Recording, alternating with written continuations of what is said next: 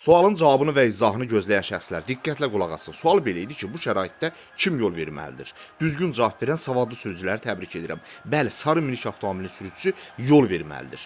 Biz isə hər zamanki kimi şəkili detallı incələyək. Şəkildə nizamlanan yol ayrıcı görürük. Bəli, digər üstünlük nişanları, baş yol, yol verin nişanları da var. Lakin bu şəkildə digər üstünlük nişanlarına baxmaq olmaz. Bu şəkildə bu yol ayrıcında hərəkət növbəli svetoforun siqnalları ilə tənzimlənir. Sənə qırmızı yanır, sən dayanmalısan. Kimə deyə bilərsən ki, mən baş yoldayam?